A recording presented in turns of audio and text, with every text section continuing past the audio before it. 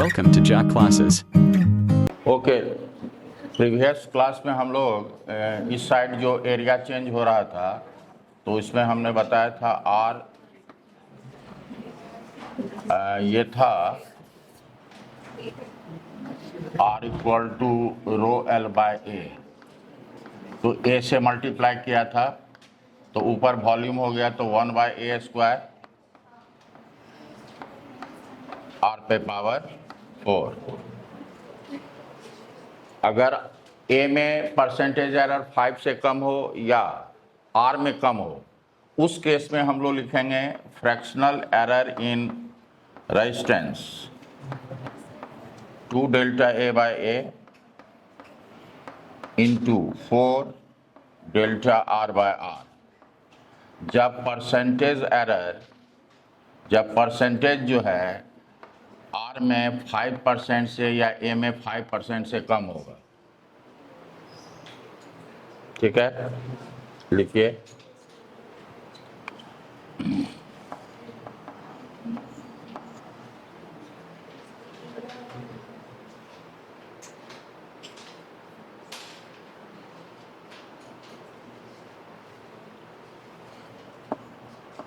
अगर delta A by A into 100 5% से अधिक हो और delta R by R into 100 ये भी 5% से अधिक हो तो इस केस में कैसे निकालते हैं? प्रीवियस में आपको बताया है, final value by initial value निकालते हैं। Final value by initial value तो ये हो जाएगा आपको ए आई माइनस ए एफ, ये हो जाएगा होल स्क्वायर और ये हो जाएगा R I by R F पे पावर 4। अगर फाइनल बाय इनिशियल का रेशियो n है तो ये हो जाएगा R F by R I equal to, ये इसको नीचे ले जा रहे हैं, फाइनल बाय इनिशियल का रेशियो को n कह रहे हैं तो ये हो जाएगा 1 बाय एन स्क्वायर, ये हो जाएगा 1 बाय n पे पावर 4। यहाँ n है ए एफ बाय ए आई और यहाँ पे n है R F by R I. Radius वाले में 4 होगा पावर और एरिया में 2 होगा। अब दोनों तरफ सब्ट्रैक्ट करेंगे 1 से तो ये हो जाएगा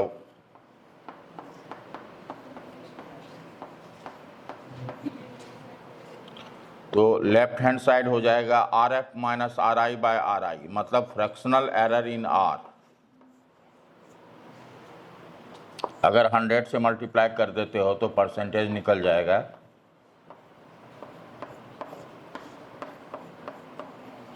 ये एन स्क्वायर है, मतलब ये एरिया वाला है टर्म, और 1 बाय एन 4 माइनस 1 इंटू 100 ये कौन वाला है? ये रेडियस वाला है, रेडियस। तो अगर 5% से अधिक रहेगा तो इस तरह से हम लोग प्रोसेस करेंगे और 5% से कम रहेगा तो ये फ्रैक्शनल एरर है, परसेंटेज एरर में 100 से मल्टीप्लाई करते हैं।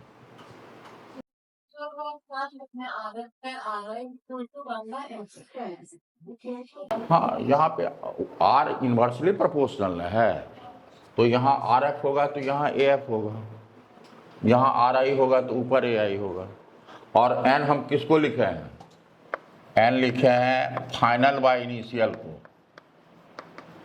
या R F by R I को लिखे हैं तो इसको नीचे ले जाएंगे तो 1 बाय एन स्क्वायर हो गया।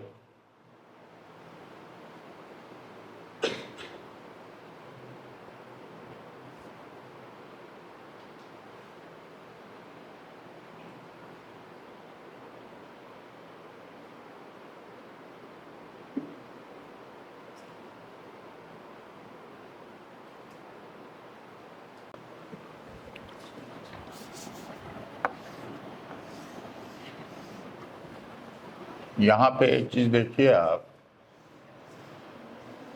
अगर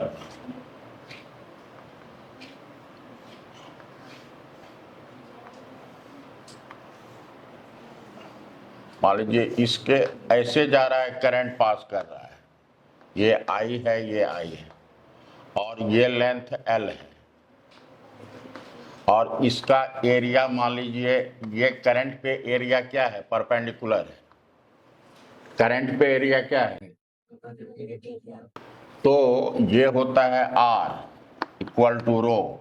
करंट कितना लेंथ को क्रॉस कर रहा है, एल लेंथ को क्रॉस कर रहा है, और करंट पे एरिया परपेंडिकुलर होना चाहिए, तो ये एरिया जो है करंट पे परपेंडिकुलर है। इसको समझ में आया? एल क्या है, length travelled by the current, and A क्या है, area perpendicular to the current. यहां लिख लीजिएगा एल क्या है, length travelled by the current, और A area of the cross section perpendicular to the current. L, the distance traveled by the current, और A क्या है, area of cross section perpendicular to the current.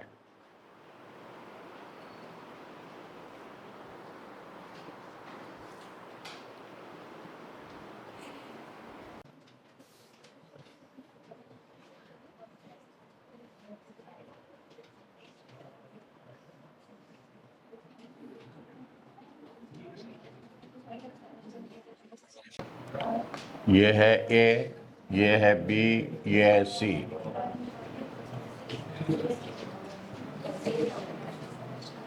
एक है इस तरह से current जा रहा है I,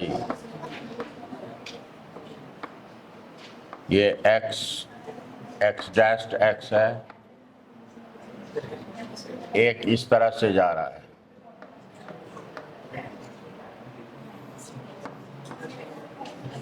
ये Y डैश्ड है, और एक है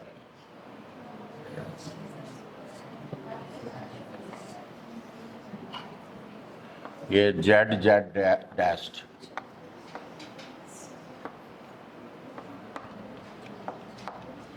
फाइंड,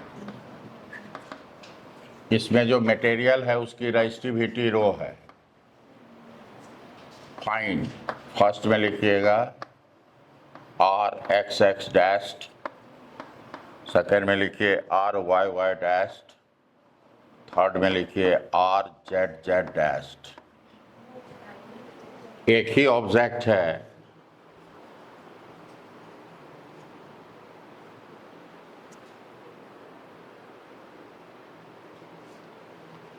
ये करंट जो है कितने लेंथ को क्रॉस कर रहा है,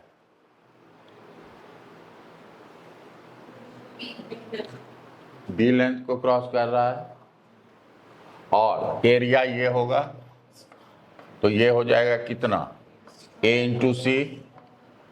ये एरिया कितना होगा, A इंटू सी, तो ये हो जाएगा आपका रो, ये हो जाएगा B by A into C.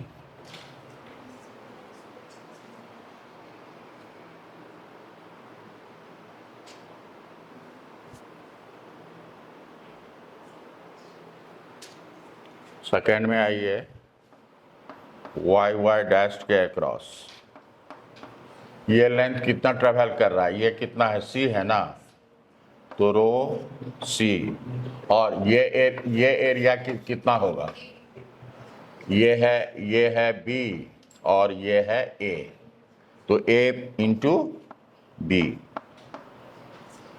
Third Z dashed, तो ये कितने लेंथ को क्रॉस कर रहा है,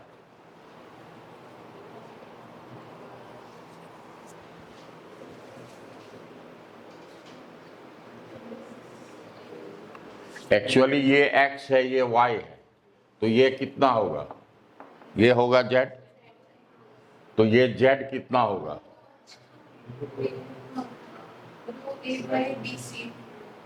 A हुआ ना, लेंथ कितना हुआ ए, तो ये हो जाएगा रो ए बी इंटू सी, ठीक है। तो देखिए रेजिस्टेंस किस किस चीज पे, डायरेक्शन पे डिपेंड करता है। एक ही ऑब्जेक्ट है लेकिन इसके अक्रॉस कुछ है, इसके अक्रॉस कुछ है, तो डायरेक्शन पे डिपेंड करता है। दूसरी बात है रो पे डिपेंड करता है। रो किस पे डिपेंड करता है? मटेरियल पे। किस पे डिपेंड करता है? और आप जानते हो रेजिस्टेंस टेम्परेचर पर भी डिपेंड करता है। तो रेजिस्टेंस किस सब चीज पे डिपेंड किया? पहला मटेरियल, दूसरा डायरेक्शन, तीसरा वो तो डायमेंशन हो गया, temperature.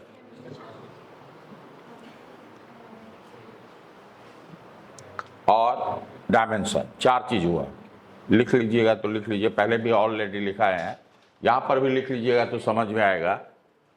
Temperature depends upon first, sorry, resistance depends upon first material of the conductor, second temperature, third direction of flow of current,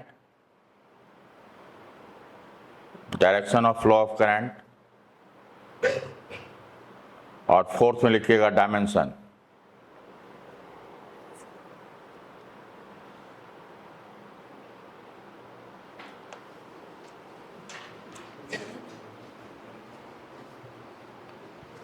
question number 2,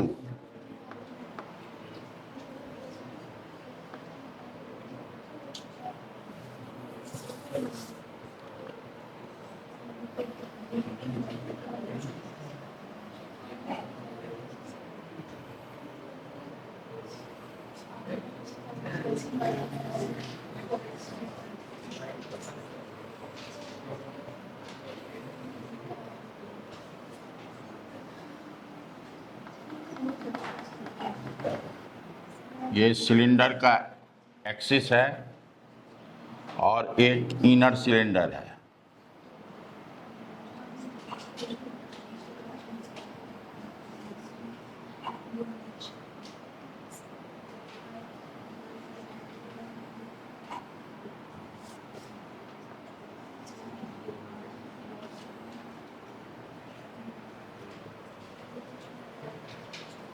हाँ, इसके अंदर ये है R1, ये है R2। R1 R2 के बीच जो है वो ओपन स्पेस है, उसमें हम मटेरियल डाल देते हैं।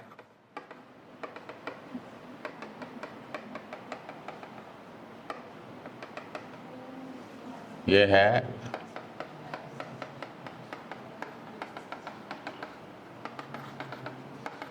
जिसका रेजिस्टिविटी रो है, ठीक है। आपको करंट ऐसे फ्लो कर रहा है, करंट जो है ऐसे फ्लो कर रहा है, हाँ, करंट ऐसे फ्लो कर रहा है। मतलब इस दोनों के अक्रॉस आपने बैटरी लगाया है, दोनों एंड्स के अक्रॉस आपने बैटरी लगाया है, तो करंट जो है ये लेंथ L है, सिलेंडर का लेंथ L है। तो हर एक, अगर करंट कहीं पर भी कितना लेंथ ट्रेवल कर रहा है, L लेंथ ट्रेवल कर रहा है, तो लिखेंगे find the resistance of the cylinder. इसको कह सकते हैं इसके अक्रॉस, x डैश के अक्रॉस,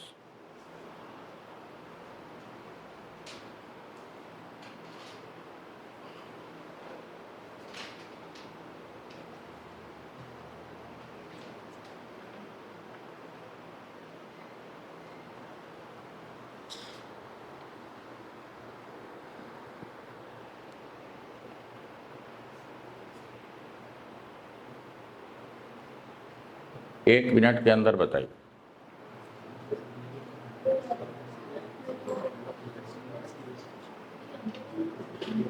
बोलो।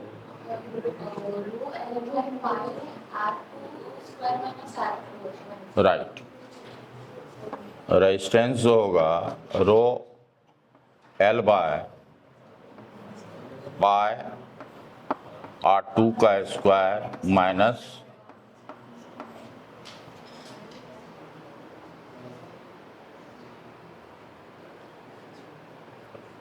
ये हुआ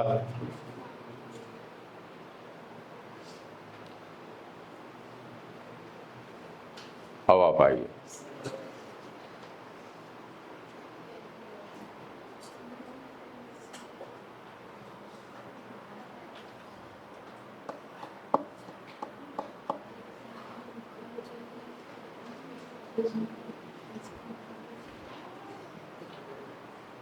अब देखिए,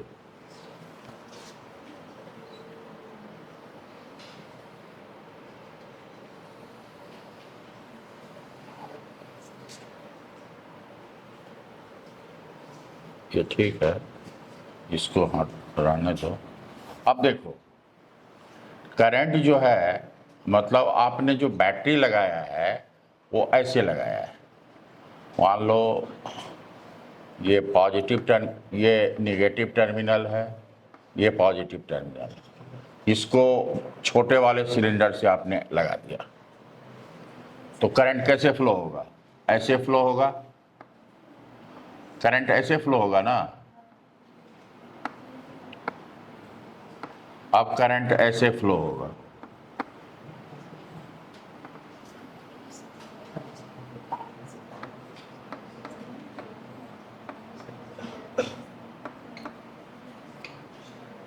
अब आपको इसके अक्रॉस जो है क्या निकालना है? करंट का पाथ का डिस्टेंस कम हो गया, पहले L डिस्टेंस ट्रेवल करता था, अब इतना ही डिस्टेंस ट्रेवल करता है। तो लिखेंगे find the resistance of the conductor.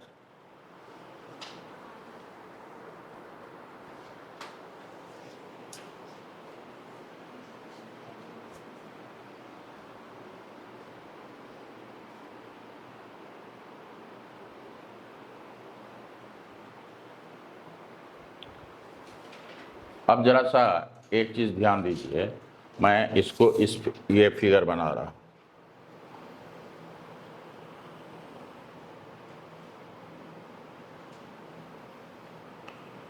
ये टॉप माना आप देख रहे हैं, इधर से देख रहे हैं,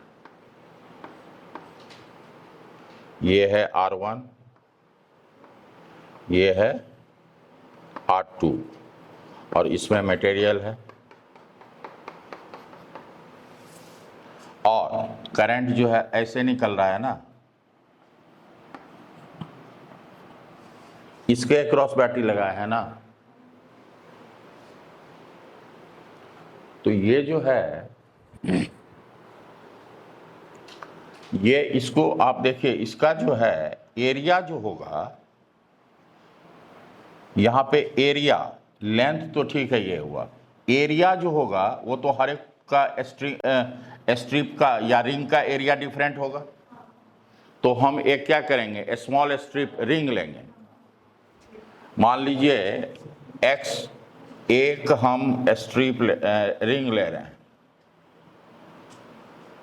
ये मान लीजिए x डिस्टेंस पे हमने एक रिंग लिया जिसका थिकनेस dx,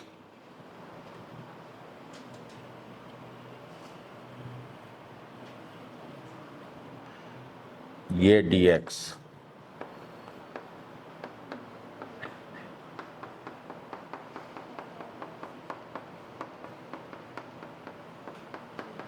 और इसका हम कह रहे हैं रेजिस्टेंस dr है। इसका रेजिस्टेंस क्या है? तो ये जो करंट है कितने लेंथ को क्रॉस कर रहा होगा? ये करंट जो है इस स्ट्रिप के कितने लेंथ को क्रॉस कर रहा है?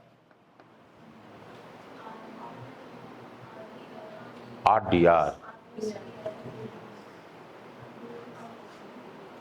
मतलब ये dx है, ये इसका थिकनेस कितना है? तो करंट जो है इस कितना लेंथ को क्रॉस कर रहा है, dx ना, तो r dx, तो क्या क्या है, लगता है हॉर्लिक्स का प्लान ज्यादा चलने लगा है। तो dr इक्वल टू होगा रो, लेंथ हो गया dx, और एरिया कितना होगा ये बताइए।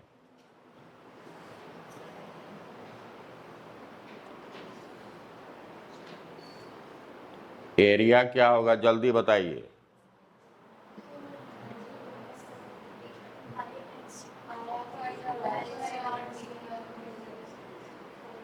सिलेंडर है ना, अरे x रेडियस का और लेंथ तो l होगा, तो इसका कितना हुआ लेंथ 2πx और लेंथ होगा l। इसको अगर हम कट करके फैला देंगे तो लेंथ कितना होगा 2πx, l होगा, और लेंथ कितना है, लेंथ अंदर है, लेंथ सिलेंडर का, तो डी एरिया जो होगा इसका वो होगा 2πx इंटू l, ये होगा 2πx इंटू, अरे सिलेंडर का एरिया लिखने में इतना तकलीफ होता है आप लोगों को, हैं? ये अगर रेडियस r है और सिलेंडर का हाइट h है तो इसका सरफेस एरिया कितना हो जाएगा 2πr ये हुआ और इंटू हाइट, ये ना होगा सरफेस एरिया।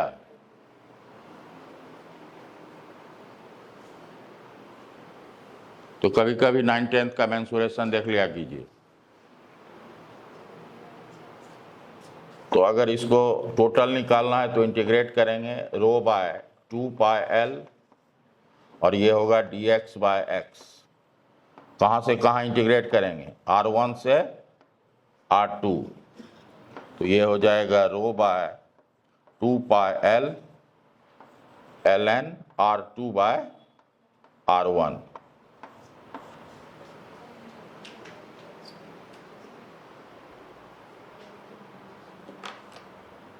लिखिए, there are two concentric spheres, there are two concentric spheres of radius small a and small b. There are two concentric spheres of radius a and b such that b greater than a.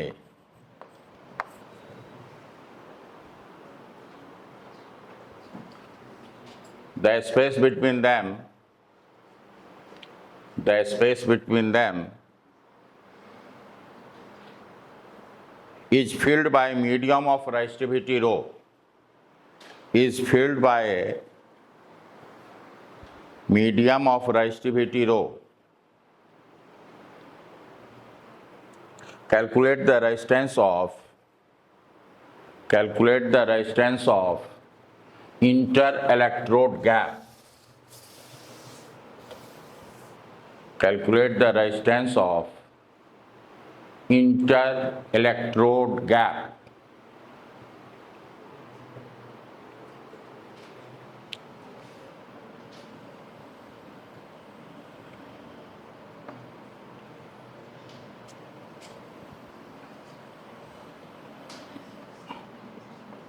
ये radius A है, इसका radius B है, और इसमें material है। Inter electrode gap का मतलब क्या हुआ, इसके और इसके अक्रॉस आप बैटरी लगाते हो, मतलब करंट इस तरह से फ्लो होगा।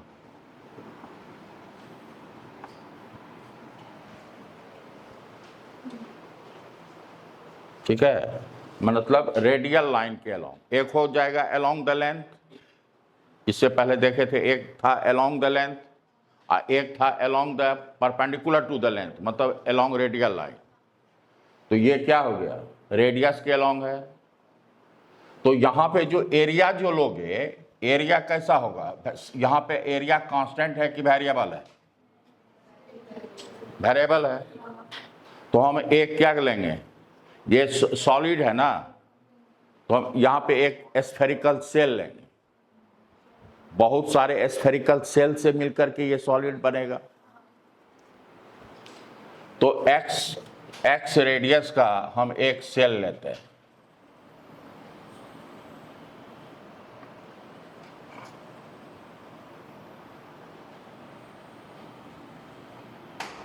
अरे क्या हुआ? हाँ?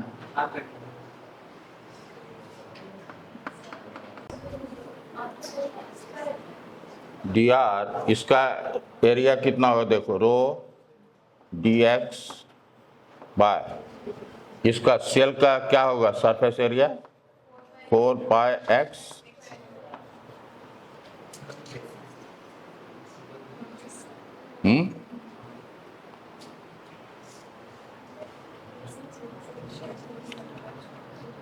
हाँ, तो ये हो गया rho by 4 pi R equal to, ये हो जाएगा D X by X square A से बी,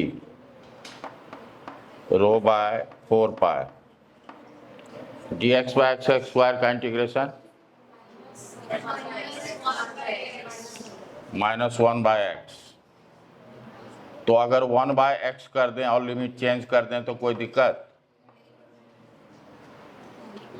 माइनस को प्लस कर दिया, लोअर को अपर, अपर को लोअर कर दिया, तो ये हो गया रो बाय 4 पाई, ये हो गया 1 by A minus 1 by B, ये हो गया आर।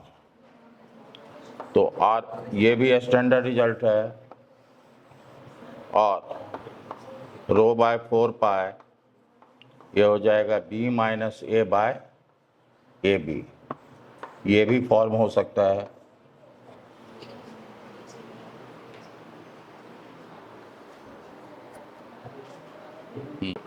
अब देखो यहाँ पे,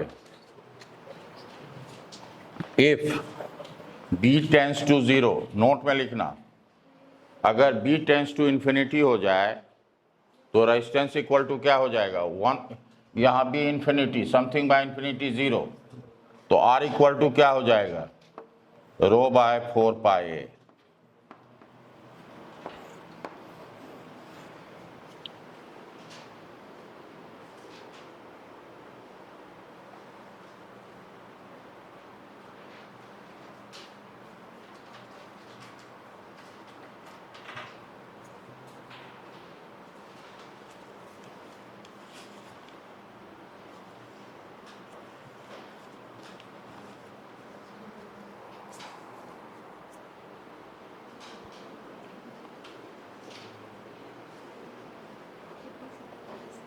लिख लिए?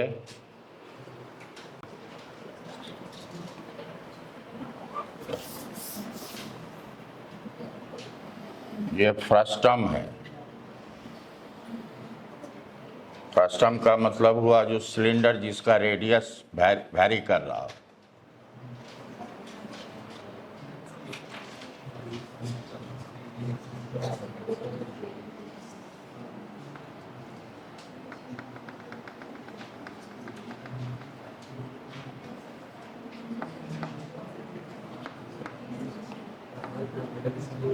यहाँ का रेडियस है, इस एंड का रेजिस्टर ए है, रेडियस ए है, और इस एंड का रेडियस बी है। इसमें जो मटेरियल है उसका रेजिस्टिविटी रो है, इसका लेंथ एल है, इसका रेजिस्टिविटी रो है।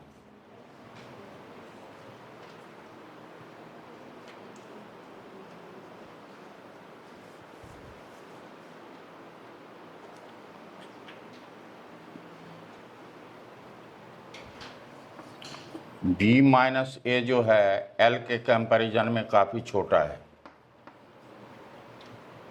गिवन। इसका क्या मीनिंग होता है बाद में देखेंगे। Find the resistance of this first term find the resistance of this frustum about या across about X X dashed axis.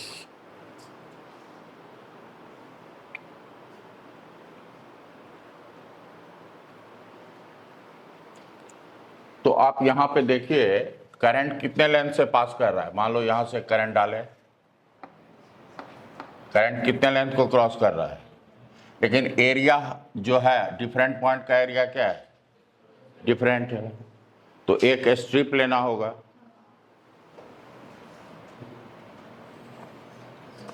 ये जो स्ट्रिप होगा इसका शेप कैसा होगा,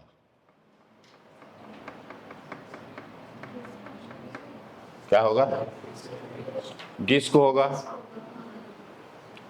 अच्छा, अब यहां से हम x डिस्टेंस पे ये स्ट्रिप लिया और इसका थिकनेस dx लिया,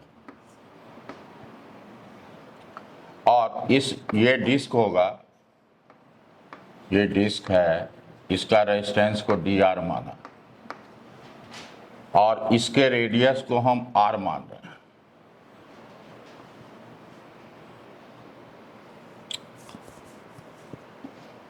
ठीक है,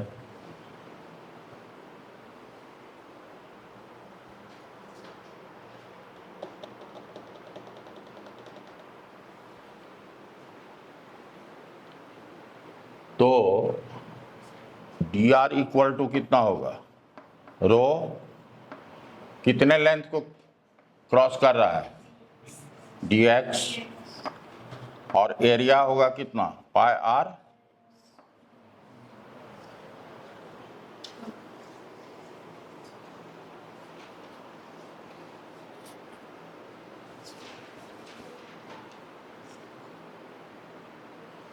r इक्वल टू क्या होगा,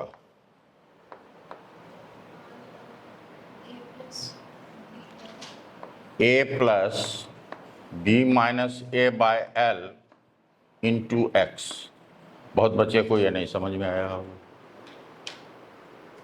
बहुत बच्चे को ये बातें समझ नहीं आई होगी। तो अगर नहीं समझ में आई तो यहाँ से एक काम करो, यहाँ से परपेंडिकुलर डालते हैं, ये थीटा है, तो इस ट्रायंगल में टेन थीटा लिखो। तो ये डिस्टेंस कितना होगा, r minus A by X, और ये लेंथ कितना होगा, बी माइनस ए बाय ये परपेंडिकुलर डिस्टेंस, ये l ही ना होगा। तो यहां से देखिए आप r minus A equal to क्या हो गया, b minus A by L into X. तो r इक्वल टू क्या हुआ, a plus B minus A by L into X. ये कुछ नहीं, ये स्लोप है।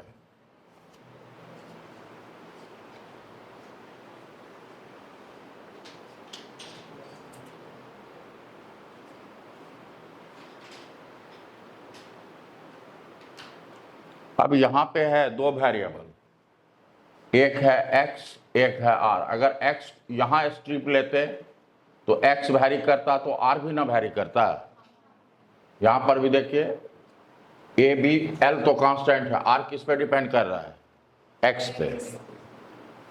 यहां x भी वेरिएबल है, r भी वेरिएबल है, तो या तो r को x में बदल लीजिए या x को r में बदल लीजिए।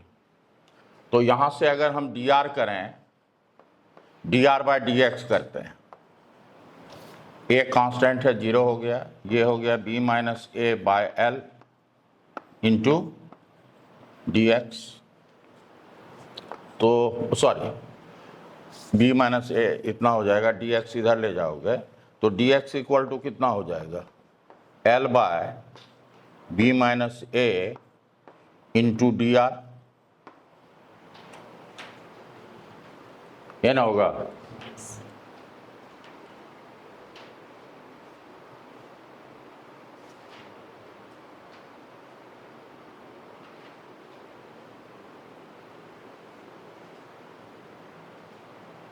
तो आइए D R equal to rho D X के जगह पे क्या लिखेंगे, L by B minus A, तो कांस्टेंट है, बाहर ले लीजिए।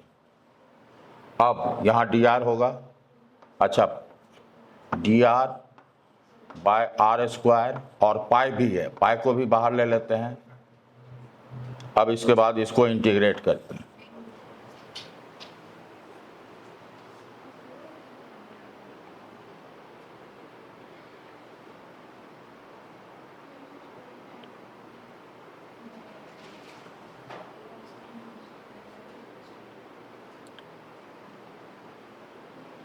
ये बातें समझ में आई? किसी को दिक्कत है तो पूछिए। कुछ नहीं, हम लोग ये आर और एक्स में जो रिलेशन लाए थे, हाँ, आर को एक्स के रिस्पेक्ट में डिफ्रेंशिएट कर दिए और डी एक्स का वैल्यू निकाल दिए, डी एक्स की जगह ये वैल्यू पुट कर दिए।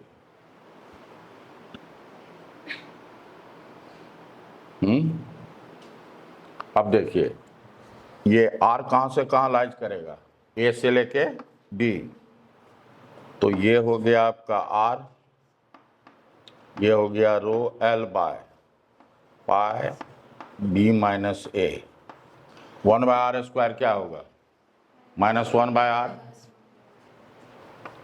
तो हम +1 बाय आर लिखते हैं, ध्यान दीजिए, और लिमिट को चेंज कर देते हैं।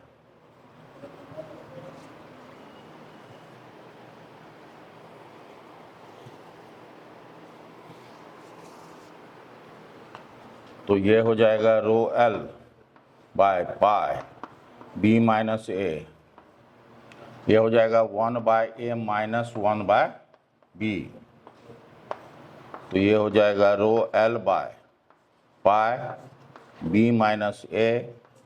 ये सिमिलर क्वेश्चन जो है हीट ट्रांसफर में है, यहाँ पे 100 डिग्री सी दे देगा, कंडक्टिविटी दे देगा, यहाँ मान लो दे देगा 0 डिग्री सी, 100 डिग्री सी, यहाँ 0 डिग्री सी, तो कहेगा जी किस रेट से हीट फ्लो कर रहा है, टेम्परेचर डिफरेंस दिया हुआ है, तो यहाँ पे हो जाएगा B minus A by A B, B minus A cancel हो गया, तो आर इक्वल टू क्या हो गया, rho L by pi A B. अब देखिए ये आंसर तो हो गया, लेकिन यहाँ पे हम इसको ऐसे लिखते हैं, rho L by pi R dash का होल स्क्वायर, जहाँ पे R dash square equal to कितना है, ए बी। तो इस फ्रस्टम का मीन रेडियस क्या हो गया, आपको यही याद रखना है, यह है मीन रेडियस।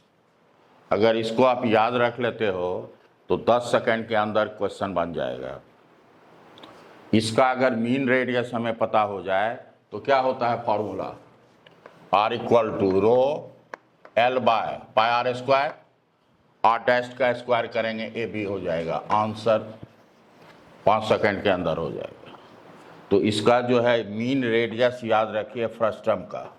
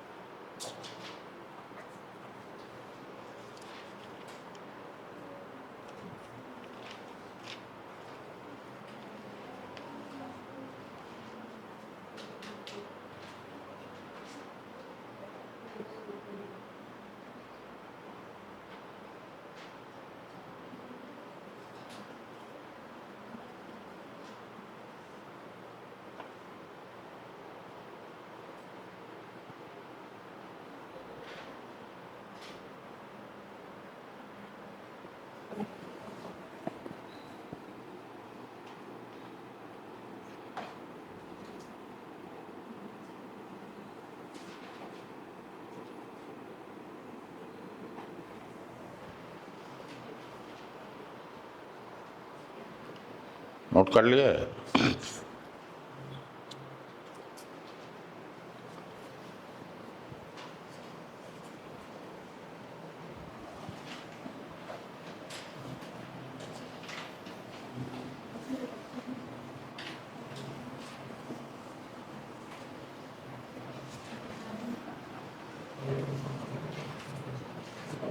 एक चीज देखो,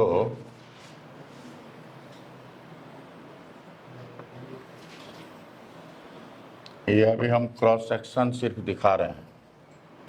ये है ए और ये है बी। ये एक्चुअल में किस तरह का शेप है वो बता रहा हूं। हम एक्स और वाई मतलब ए बी सेक्शन को हम दिखाएंगे अभी। एक्चुअली इस किस तरह का है सेक्शन वो बता रहा है।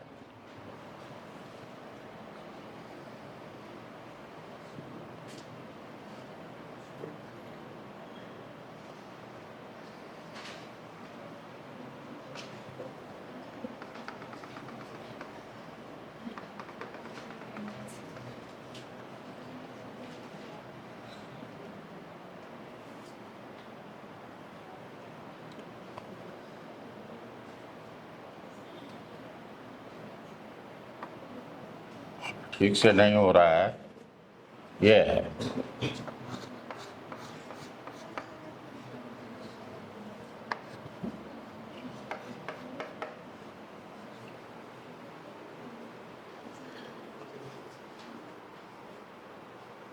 मतलब अगर हम इन जनरल करें तो ऐसा देखिए,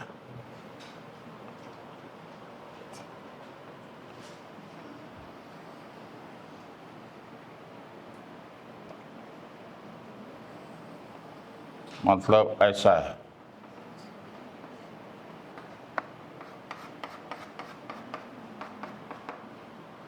ये है ए, यहां से यहां ये है ए और यहां से यहां ये है बी। अगर अब देखिए ये जो हाइट है ये है एच शायद,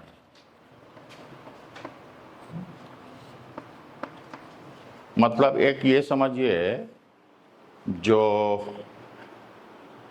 रॉड होता है ना, जिसका मान लीजिए ये थिकनेस है, एरिया ये है, क्रॉस सेक्शन ये ऐसे है और इस तरह से बैंड है, समझे कि नहीं।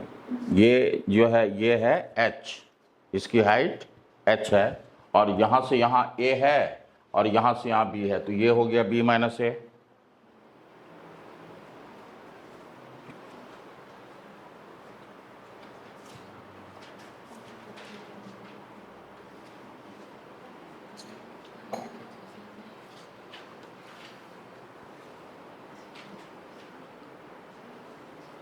तो अगर हम एक स्ट्रिप यहां पे लेते हैं, एक चीज देखिएगा, ये यहां से यहां जो करंट होगा इसका आर्क तो कम होगा, ताकि रेडियस कम है।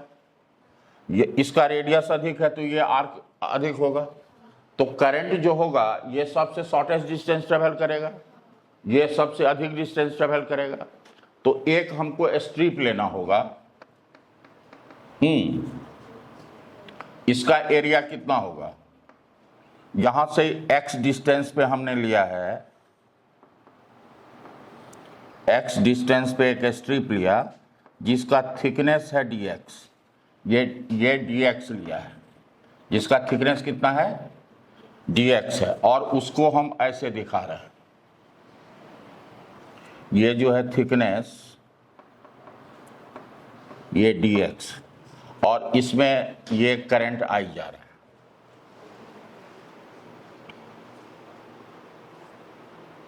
मतलब कितने एरिया से करंट जा रहा है, देखो आई जो करंट जा रहा है कितने एरिया से, ये h हुआ और ये dx हुआ, तो इसका एरिया कितना हुआ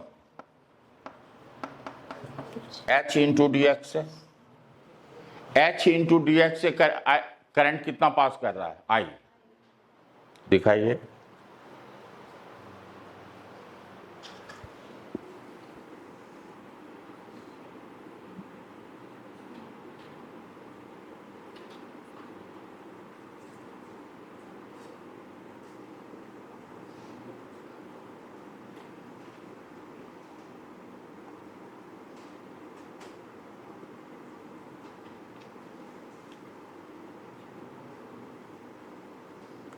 यहां पे देखिए पोटेंशियल डिफरेंस सेम है या डिफरेंट है, ऐसे करंट जा रहा है ना, तो इस एंड का अगर V1 है, इस एंड का V2 है, तो हर एक करंट के लिए पोटेंशियल डिफरेंस क्या होगा? सेम होगा। पोटेंशियल डिफरेंस, चीज को समझिएगा, पोटेंशियल डिफरेंस सेम है, इसका मतलब सीरीज की पैरेलल।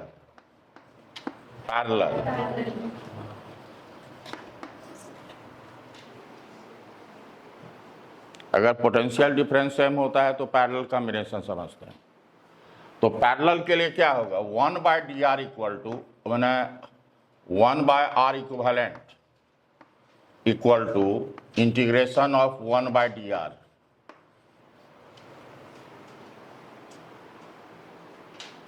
होगा।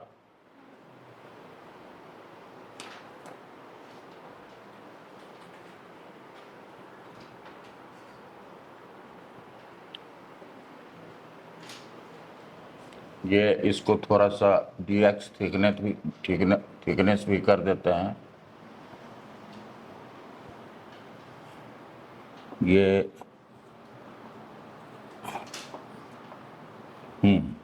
इसका थिकनेस dx है। तो अब आओ dr हम लिखना चाह रहे हैं। इसका dr क्या होगा?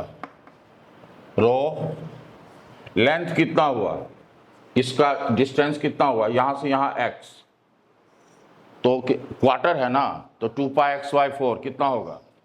πx/2, तो πx/2 divided by area. Area कितना है? HD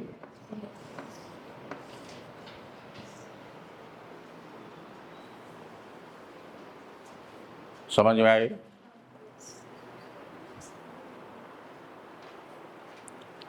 समझ लो, एक चीज समझो, जैसे बात समझिएगा। मान लो इसी तरह का स्ट्रिप है जो ऐसे है बैंड सेमी सर्कुलर में, ये हाइट है h, तो हर एक इसका लेंथ तो डिफरेंट है, तो यहां से x डिस्टेंस पे लिया और dx थिकनेस लिया, तो इस स्ट्रिप का कितना हो जाएगा एरिया? h dx, ठीक है। और लेंथ कितना होगा सो आप देख लीजिए, ये है आपका, इसका रेडियस x है, तो ये होगा πx/2, और इसका एरिया कितना होगा? समझ रहे हैं? तो लिखिए 1/r इक्विवेलेंट, 1/r करोगे तो ये 2 हो जाएगा यहां पे, है ना, तो ये हो जाएगा 2h dx by rho by x का इंटीग्रेशन, तो ये हो जाएगा 2h by rho by integration dx by x। कहां से कहां? A से B।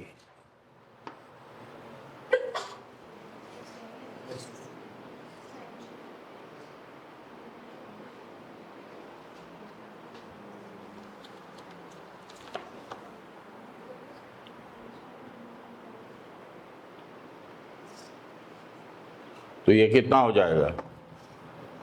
ये हो जाएगा 2h पाई रो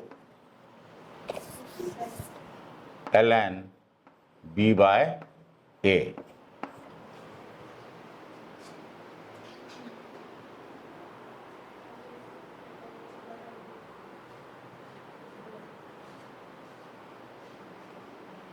ठीक है।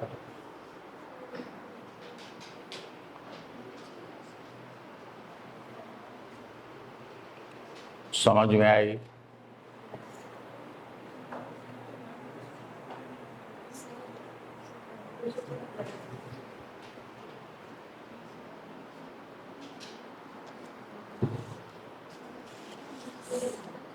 तुम लोग जैकेट एक ले लो, रखो बैग में।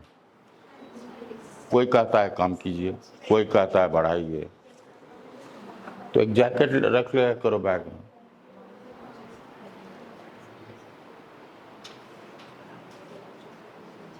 मैं तो बोर्ड के पास रहता हूँ, मुझे तो कुछ लगता ही नहीं है, हवा उधर वहां उसके बाद ही लगता होगा।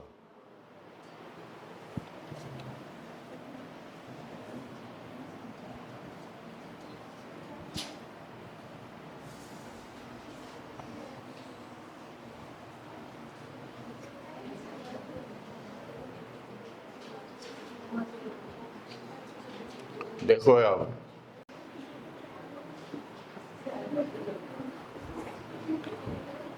कॉन्फ़िगरेशन वही है, इस तरह का एरिया जो है इस तरह का है, इसका 3 डायमेंशन में जाओगे तो ये होगा h और ये लेंथ कितना होगा b माइनस ए। अब देखिए आप करंट लेकिन इस बार ऐसे जा रहा है, इसके अक्रॉस जा रहा है, ऐसे जा रहा है।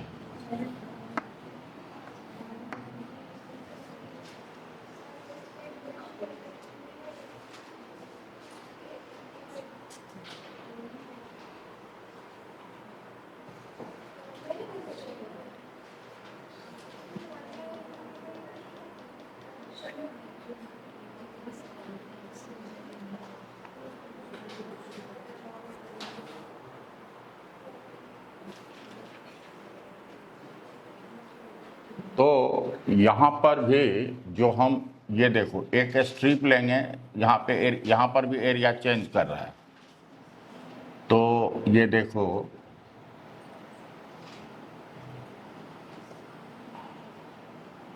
मान लो ये यहाँ से यहाँ x है और ये dx।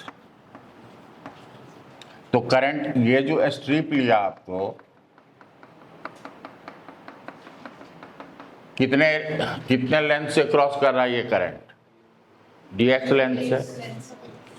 अच्छा, इस स्ट्रिप का एरिया कितना होगा?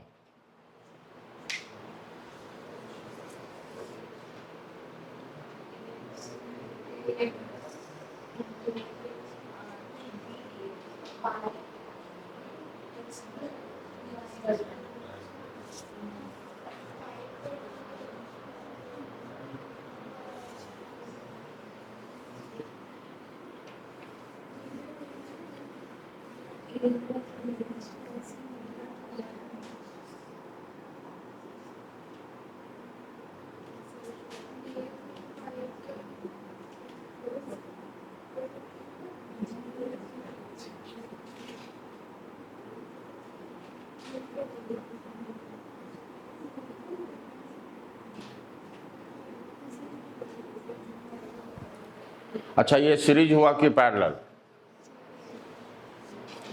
ये सीरीज या पैरेलल? सीरीज हुआ, इधर से जा रहा है इधर से निकल रहा है, इसमें जितना भी होगा पोटेंशियल डिफरेंस सेम नहीं है। ये क्या हुआ? ये हुआ सीरीज, पहली बात। तो सीरीज है तो सीरीज कैसे निकालेंगे? आर इक्विवेलेंट जो निकालेंगे वो डी आर का इंटीग्रेशन, डी आर क्या होगा? रो लेंथ है dx pi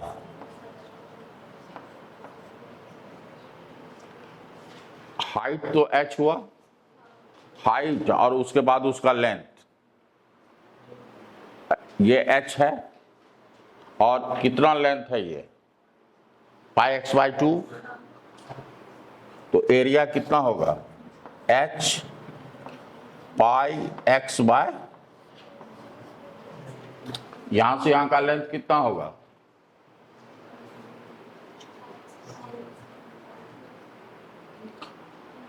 to pi x by 4 करोगे ना, क्वार्टर है ना, तो लेंथ कितना होगा?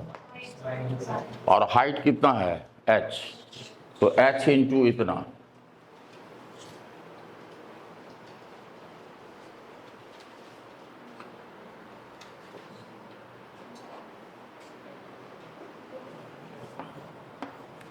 तो ये हो गया 2 rho by pi h dx by x। अब इंटीग्रेट करेंगे, अब इसको इंटीग्रेट करोगे तो 2 रो बाय पाई h और ये हो जाएगा dx बाय x का इंटीग्रेशन a से b। ये हो जाएगा 2 rho pi h ln b by a।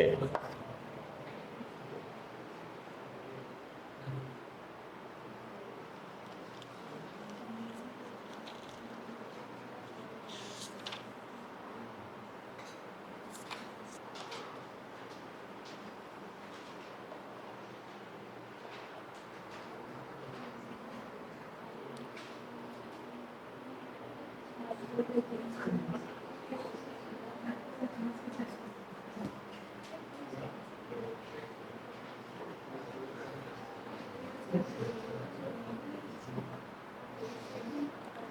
लिखिए,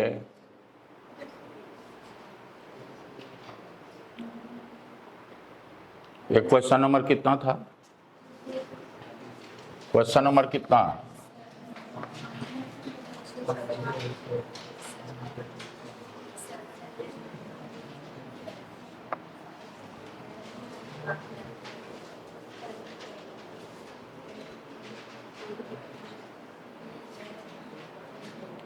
नेक्स्ट क्वेश्चन लिखिए, A wire has a resistance capital R. A wire has a resistance capital R. A wire has a resistance capital R. What will be its resistance? What will be its resistance?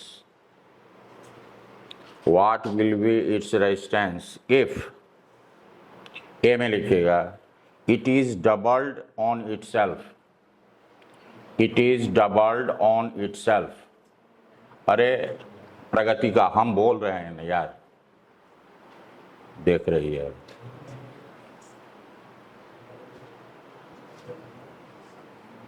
If it is doubled on itself, P में लिखिएगा it is stressed so that first में लिखिए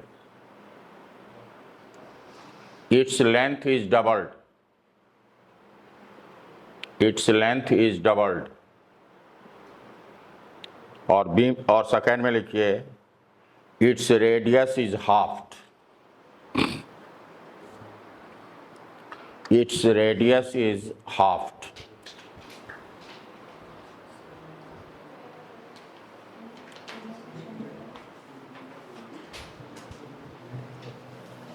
मान लो एक ये resistance है, एक register है जिसका लेंथ L है और area of cross section A है.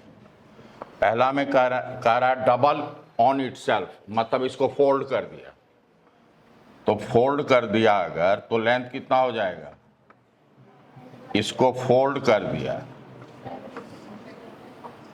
तो लेंथ तो L/2 हो गया और एरिया कितना हो जाएगा? 2A हो जाएगा. तो R इक्वल टू दिया हुआ है, इसका रेजिस्टेंस दिया हुआ है R equal to row L/A और इसका रेजिस्टेंस हो गया R डैश रो L/2/2A. तो ये हो गया 1/4 रो L/A. रो L/A R है तो ये हो गया R/4.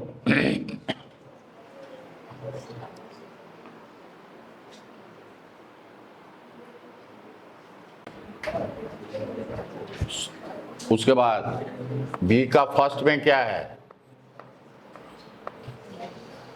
सेकेंड बीट का फर्स्ट क्या है? Length is double. तो आप जानते हैं R directly proportional to L² होता है.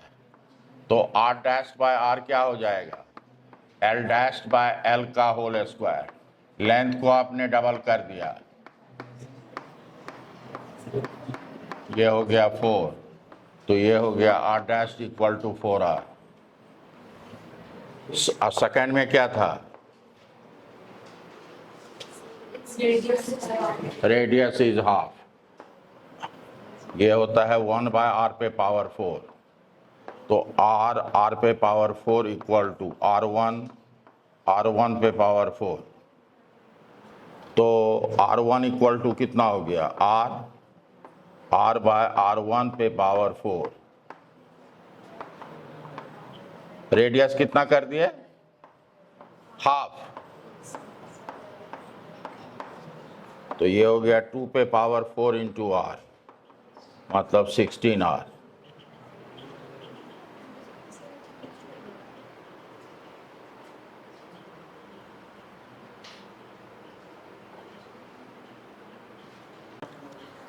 नेक्स्ट लिखिएगा,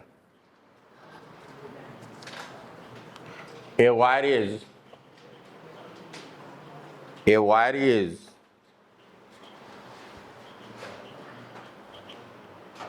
stretched to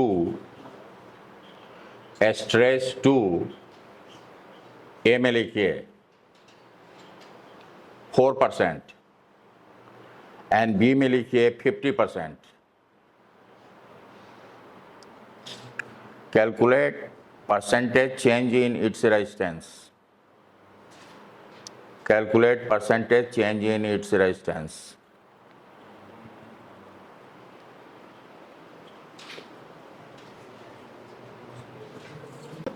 देख लिए?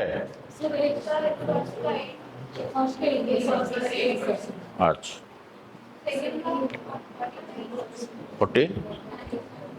49% ना.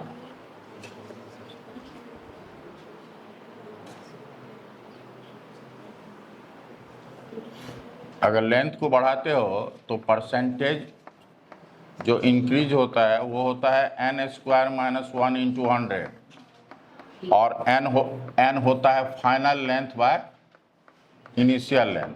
अगर ये 100 है तो ये 150 हो जाएगा.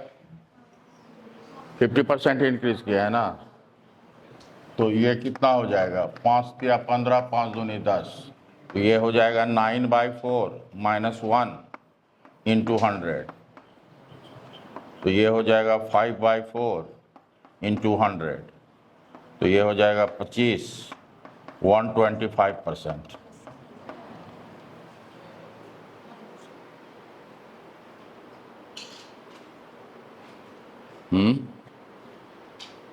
ये 49 कहाँ से आ गया?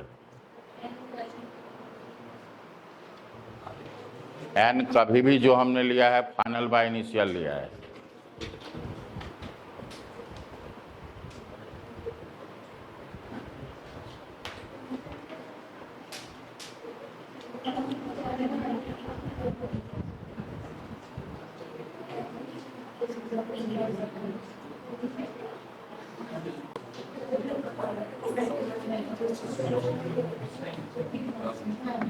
J इक्वल टू होता है I/A.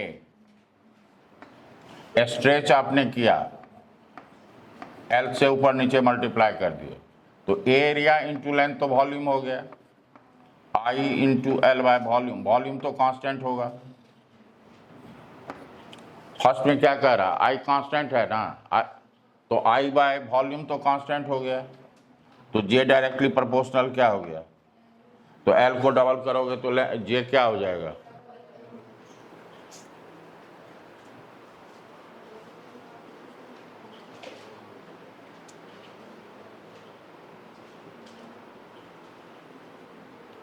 अब है J equal to I/A, V equal to IR, तो I को हम क्या लिखेंगे? V/R. V/R, R हो जाएगा रो L/A. A कैंसिल हो गया, तो ये हो गया V/रो तो कांस्टेंट हो गया 1/L, तो J हो गया inversely proportional to L if PD constant.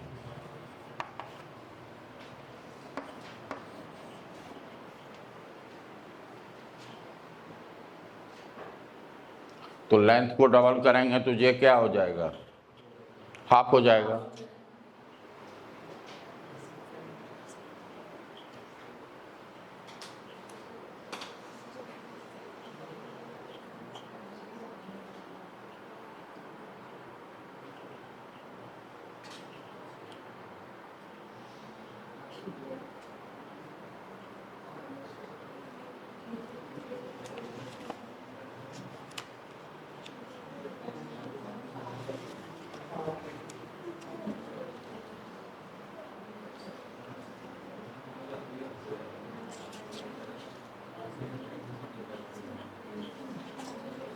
अच्छा, एक चीज़ मैं, एक फार्मूला आपको मैं बता रहा हूँ जो अभी तक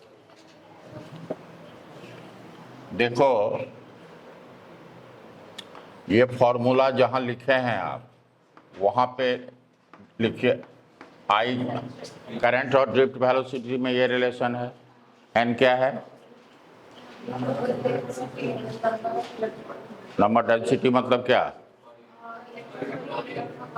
number,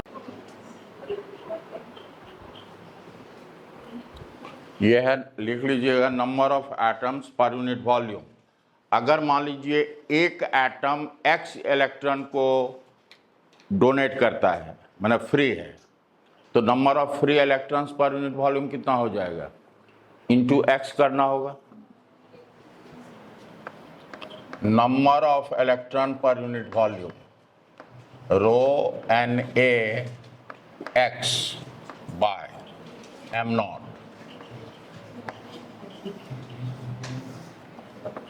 where x is the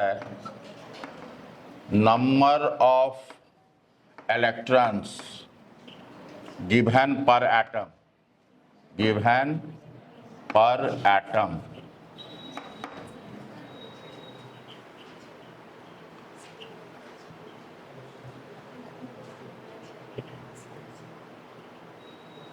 Per atom नहीं, given atoms, given by atoms.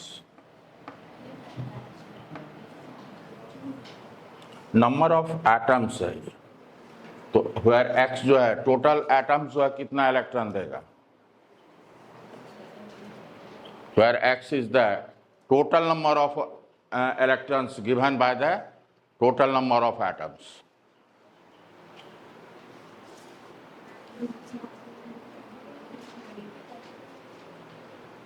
यही है स्मॉल एन। तो हो सकता है एन आपको नहीं दिया हुआ हो, ये सब पैरामीटर दिया हुआ हो, तो आपको यहाँ इस फॉर्मूला से एन निकालना होगा।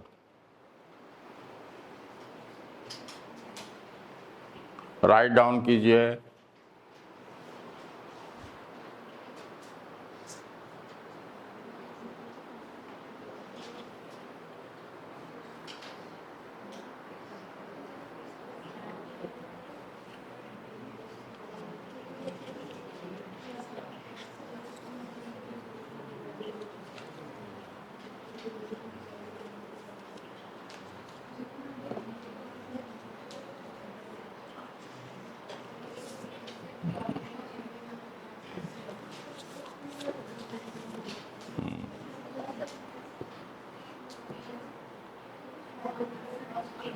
नेक्स्ट क्वेश्चन लिखिएगा।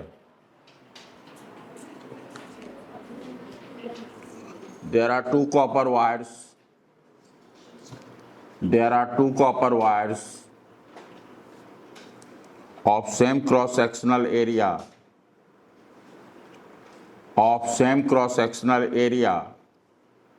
and they carry same current. Same cross-sectional area and they carry same current. प्रगति का भी आप नोट कर रहे हैं बोर्ड का? हाँ तो हाँ लिख लिया। If their lengths are in the ratio, if their lengths are in the ratio 1:2, अब लिखेगी वो, देख देख के लिखेगी अब। If their lengths are in the ratio 1:2, then calculate the ratio of drift velocity in them. Then calculate the ratio of drift velocity in them.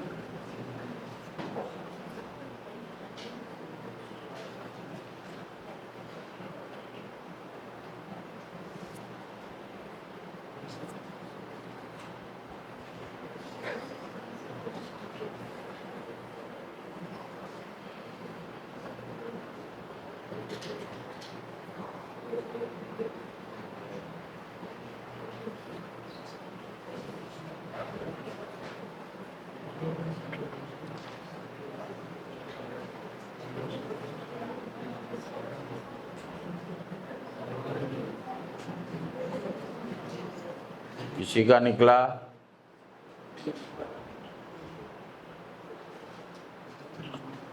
और किसी का 1:1 is the right answer.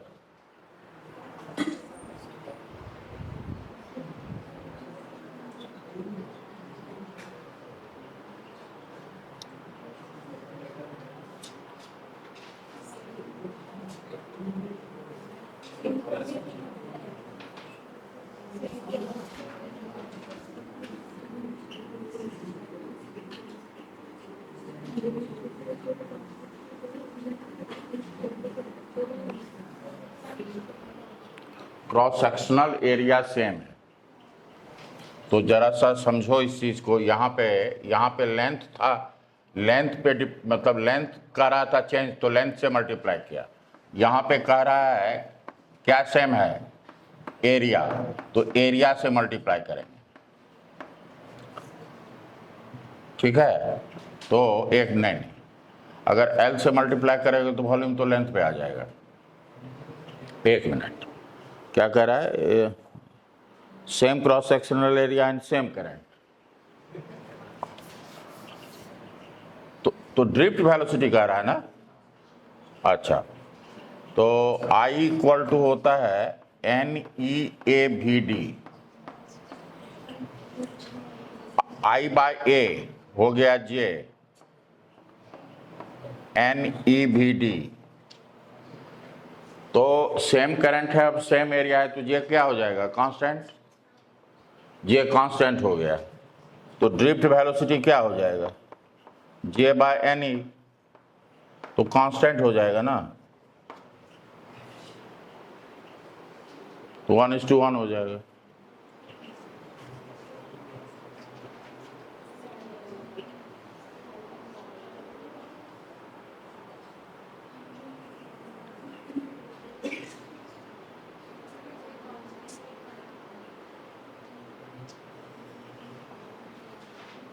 इस रिलेशन में तो लेंथ है ही नहीं। अगर current same है तो drift velocity is independent of length. अगर करंट सेम होता है तो drift velocity is independent of length होता है। यहीं पे स्टॉप कर देंगे। नेक्स्ट क्लास में क्या सब पढ़ेंगे वो सुन लीजिए। रेजिस्टिविटी डिफाइन कर चुके हैं, इसी को सॉल्व करेंगे तो ये आ जाता है R equal to rho L by A, E equal to हो जाएगा V बाय L, और J इक्वल टू क्या होगा, I बाय A, या J equal to sigma by, ये आपको रेजिस्टेंस के टर्म्स में लिखना है ना, तो J इक्वल टू हो जाता है सिग्मा ये हो गया E, और ये हो गया सिग्मा, E तो हो जाएगा, ये रेसिप्रोकल हो जाएगा। E इक्वल टू हो जाएगा V बाय L, और J इक्वल टू क्या हो जाएगा, I बाय A, तो ये हो जाएगा V by I into A by L। V by I क्या होगा, R ना, तो R इक्वल टू हो जाएगा रो L बाय A,